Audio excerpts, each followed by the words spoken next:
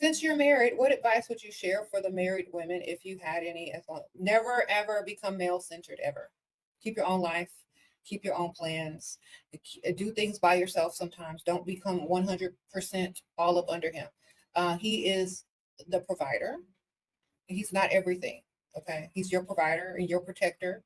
You know, y'all can be friends. Y'all can have all the things in common, raise the kids, make sure he's a good dad. But don't lose yourself in that marriage and don't become the maid or the housekeeper or only the cook. Don't become a subservient.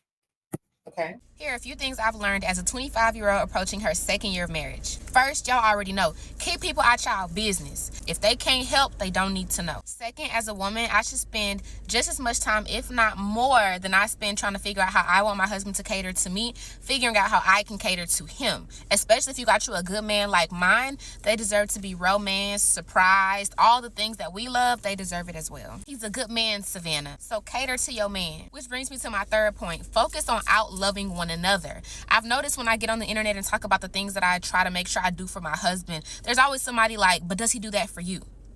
If you married the right person, they're going to make sure that they outlove you and match your energy every single time. So spend more time focusing on how you can outlove your spouse and love them to the best of your abilities than you spend figuring out and focusing on what they doing and not doing. It makes a huge difference and it can really change things. Fourth, and I cannot stress it enough, get you some married friends. Period. Next is going to be accepting that your love language may not be your spouse's love language and making an extremely conscious effort to practice loving them in their love language. And last, never, ever, ever, ever, ever compare your relationship to anybody else's. And moreover, never pressure your spouse to live up to the expectations of what you see somebody else's spouse doing. I cannot stress it enough. In marriage, comparison is truly the thief of joy. I am definitely still mastering these things, but those are just a few things I've learned over the past couple years. Let me know if y'all want a part 2, because I'm really in this thing, young and married and kinda. Anyway, thank you for watching. A rule to a happy marriage and keeping your man, or a relationship if you don't want to get married, is this, and I don't hear people ever talk about it, so listen. Be happy instead of good. This rule only applies for women. Everyone as a woman has been taught to be a good girl. We want to be good. We want to make him the dinner. We want to do this, that, the other. We want to make him happy because that's how we've been trained and taught to do in society, everywhere, school. But the truth is, he would rather you be happy than good. If you're running around flustered, tired, I see all the women in the DMs. I see all the women all over social media. They're talking about, I do this, that, the other. I work 2 jobs. I look after the kids and he just sits on the sofa. Da, da, da, da, da. I'm unhappy, I'm unhappy, I'm unhappy. Okay. How about this? You drop all the good girl act. You drop the pick-me act. You drop trying to fit into whatever it is you're trying to fit into and just be happy. If you don't want to cook that chicken tonight, don't cook it and get a takeaway. Whatever. I don't care. As long as you're happy, and he's going to value you more because you're going to give him peace. You're not going to make him go crazy. And we all think, oh, I've got to cook, I've got to clean, I've got to this. That's what I bring to the table. No, no, no, my friend. You will see the most, in quotes, useless women be worshipped by men. Why? Because they are happy. They make their lives happy and fun. They're light to be with. They have a playful energy.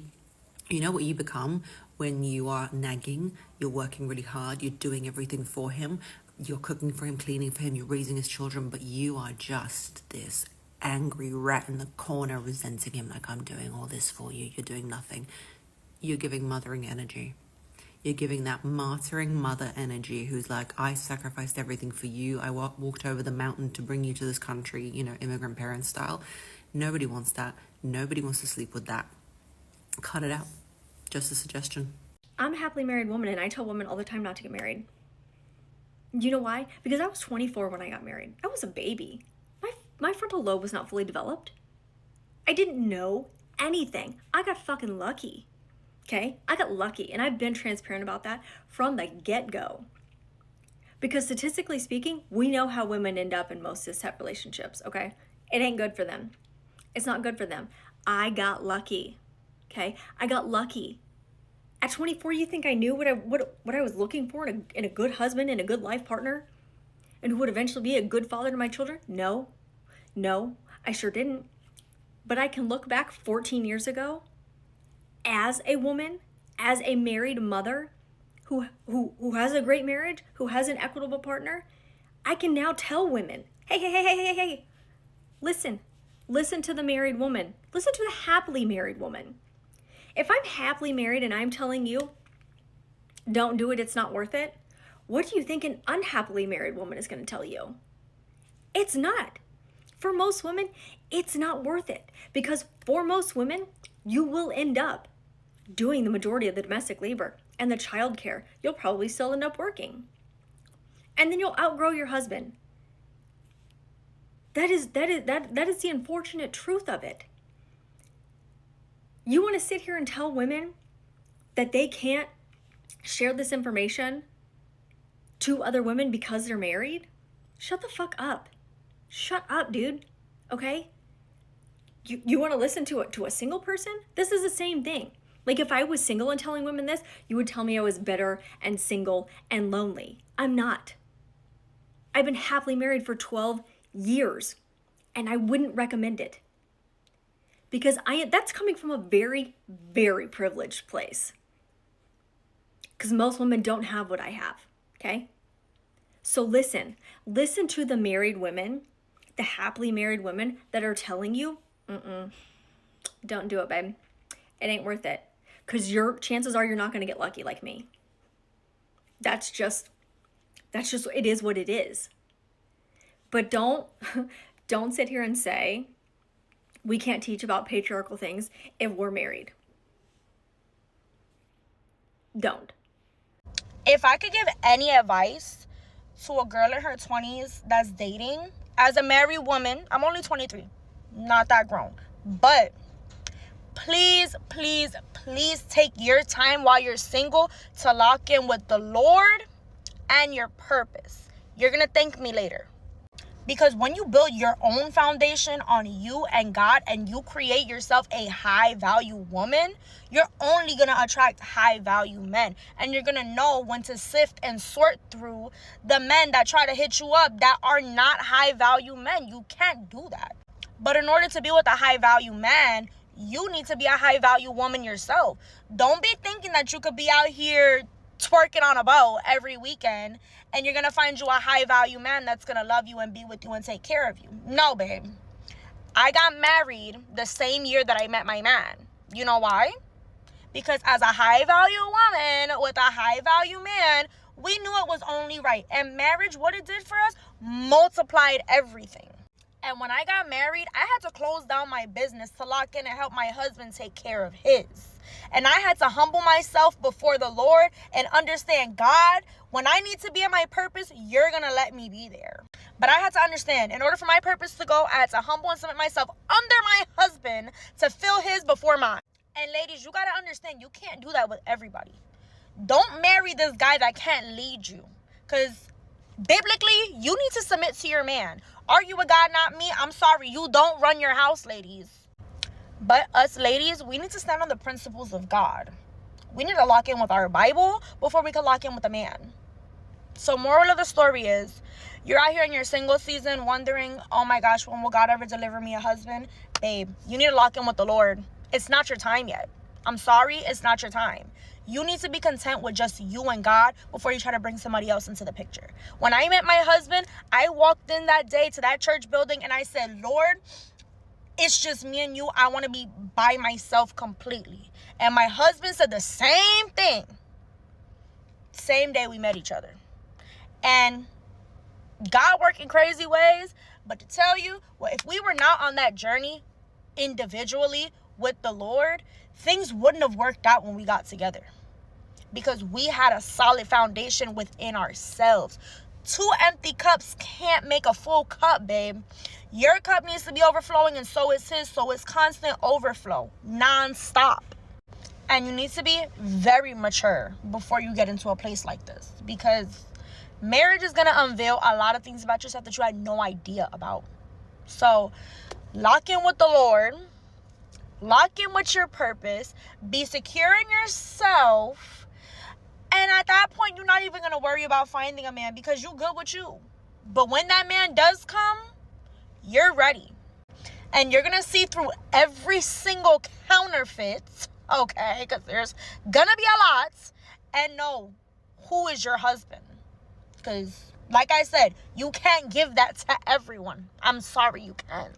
You need to be a wife before you become a wife. Let me give y'all a couple of habits to start practicing right now today, because it's all about already carrying the energy and embodying the wife that you dream of becoming. First things first, please learn financial literacy. Know how to save, know how to track your spending. Future husband notices when you know how to handle your money like a boss. Especially if you want to become a mother, your children are dependent upon you for a home, for food, all of the above. So you need to have financial literacy. Another habit that you need as a wife before becoming a wife, knowing how to keep a safe, clean, peaceful home. How you keep your home says so much about you. You cannot operate in chaos.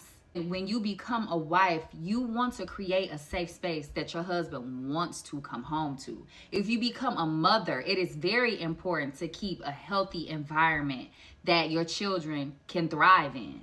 Know how to cook. Cooking is a life essential.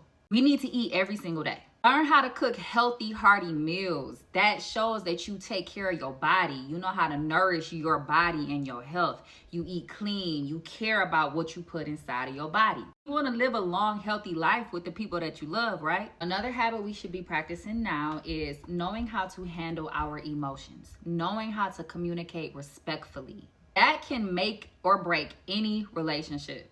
Learn how to not overreact. Take a second. Breathe. Pause, think it through, and move forward respectfully. Now, this is one of my favorite habits, and that's self-care. Prioritize yourself. Never forget about you. Starting now as a single woman. Your skincare, take care of your hair, work out, eat healthy, learn a new skill.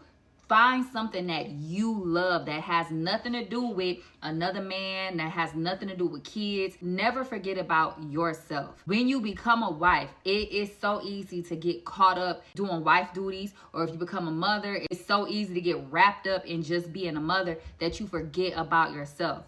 But remember this. If you are happy and you are healthy mentally and physically, it allows you to be better and healthy to the people around you. Another habit we should be mindful of starting today is how we dress.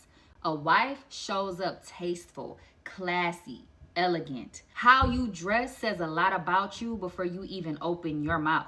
Yeah, short dresses, tight clothes, showing a bunch of cleavage may attract men, but are they going to attract the type of man that you want? Is that man going to have respect for you? Is he going to look at you and be like, oh my God, this is my wife? Or is he going to look at you and be like, oh man, I want to fuck her tonight? I'm going to talk y'all to death, but I got one more. Protect your time and your energy. A wife is not entertaining foolishness. A wife barely turns her head if a man speaks to her. You are only pouring your time and energy into people and things that are worthy and deserving of your access, your time, your energy, your mind. You are not desperate for attention. As a single woman, as a wife, period. The bottom line is start building yourself right now, today. Whether you want marriage or not, these habits will make you a better woman. But if you want to be a wife, practicing these habits, you will already be ready when your husband presents himself. You ain't gonna have to prove nothing. As your big sis, I'm going to tell you something most married women will never tell you. Your happiness and the quality of life is going to be linked to the man that you marry. If you're not interested in marriage, this conversation is not for you, but for the girls who are interested in being somebody's wife, you're going to have to take your time and vet properly. You're not going to be able to only focus on the wedding ring, the wedding dress, and the beautiful ceremony. You're going to have to do the work to make sure this guy can provide a quality life to you. If the guy you marry, his family has a history of mental illness, your future kids will be affected. If the guy you marry is a misogynist, he doesn't really like women, your quality of life is going to be affected. When you give birth to those kids, you're going to see a different side of that guy if he's a misogynist. Most women don't find out that their guy is a misogynist or a narcissistic until they give birth to a child. You're going to have to start asking questions like, how do you deal with disappointment? How do you deal with disappointment? How do you deal with conflict? What is your relationship like with your parents? Are you close with your mother? Describe your mom in 3 words. If that guy only describes acts of labor when it comes to his mother, run now. Pay attention, ladies. Most married women are not going to be honest and tell you this, but I'm going to tell you the truth.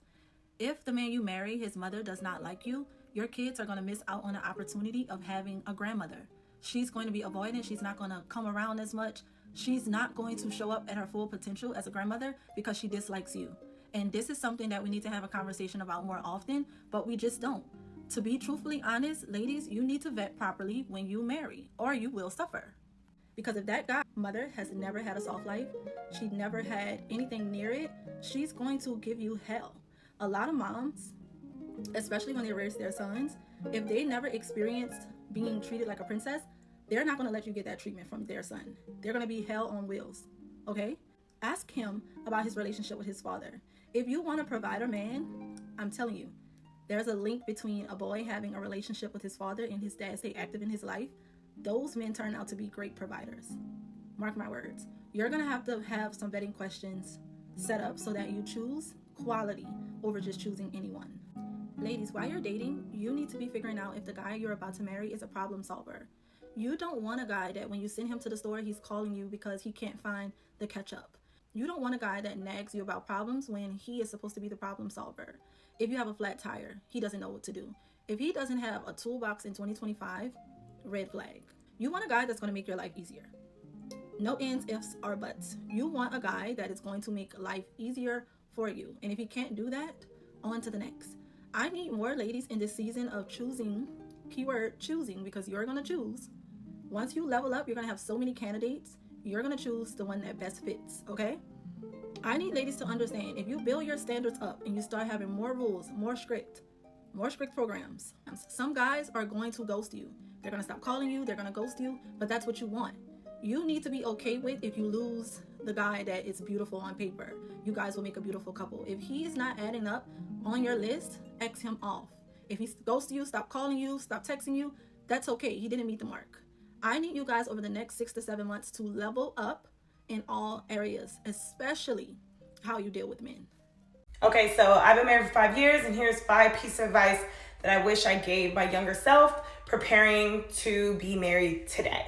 Number 1, keep folks out your business. Oh, this needs to be number 1. Y'all need to get this to your head. Keep people out y'all business. I know in our younger ages, when we had boyfriends and girlfriends, we were just like, oh my God, I need to call you, I need to tell you about what my man did or what my girl did. The moment you tell them, they no longer will like that person. I don't care if they pretend to like them secretly, they don't like your partner anymore. So the moment you tell them something negative, it will stick with them for the rest of their life. You'll be over it. You're on to the next. You guys are back in La La Land and Happy Land, and now you got this person that also has this information that you wish you never shared in the first place. Keep your mouth shut. Focus on your marriage. Keep everything between you and your marriage. I mean, there's nothing wrong with having a friend to share certain things with, but I would keep it very minimal. Number 2, stop trying to make the person you are with be like you. You guys are 2 separate people. You are not the same. You guys did not grow up the same. You guys probably had different morals, different parenting, different lifestyles. Stop trying to make the person that you met somebody else than who they were. There's nothing wrong with getting better and being the best version of yourself, but when it comes to changing an entire person's trait, unfortunately, that's who you married, that's who you got to stick with. Because the moment you try to change them, if your partner does change, they will end up resenting you for it, and that'll probably end to divorce. Number 3, no one is perfect. I have to be very careful what I say here because no one is perfect. If your partner and you truly love each other, you guys have great communication skills, you truly love each other to the core, and your partner makes a mistake, and you know they are truly sorry for that mistake, it is okay to forgive. Let go. This is not when we were younger and we had boyfriend and girlfriends, and as soon as they fucked up one time, we were like, all right, we're done, out the door. When you are married, you have to work through the stuff that you don't like just as much as the stuff you do like. And I mean, it will humble you. It will humble you. There are things that you probably did not accept that now you kind of have to work around. I'm not saying to continue to accept those. I'm telling you that no one is perfect, and it's okay for people to make mistakes as long as they are doing the work to better themselves. Okay, my next one is make sure you have a life outside of your partner. This is something I truly have to work on, because I feel like once you are married and you start to live with them and you move away from your friends, you move away from your family, sometimes you look to your partner to be all of those things. Like, my husband is just that person where everyone wants to be around him. He has the energy where as soon as he comes, the party starts. And like I told him one day, I was like, I'm sorry that you have to carry that weight of being that person for everyone. And it's hard. Like, I'm the person where I used to be the fun one. I used to do those things. So now I put myself in a position where I'm like, all right, what did I learn then that I can do better now? And that is do things that I like to do outside of my partner. Things that are my hobbies: social media, art, vision, fashion, going out to eat, hanging out with girlfriends, going on a trip. Keep those things in alignment, because the moment you stop doing those things, you're just gonna feel like empty, and that's not what you want to do in a marriage. Okay, so my next one is basically not going to sleep angry, but I want to kind of add to that. So it's okay to go to bed and y'all upset with each other, whatever, like, y'all get over it. The next day, end it. Y'all can still deal with it whenever you need to deal with it, but once you've dealt with that, don't bring it up anymore. Let it go. Like, if you guys have a disagreement, fix a disagreement and move on. Or if someone says something that you don't like, make sure they apologize. One thing about me and my man, if we get upset with each other, we walk away from each other, and I'll send a text, because I'm not big on verbally communicating sometimes, because my emotions get the best of me. Honey, I will go for the jugular every time, and so will he, he will let me know. So what we do is we like to take a break from each other, step away, go into another room, okay?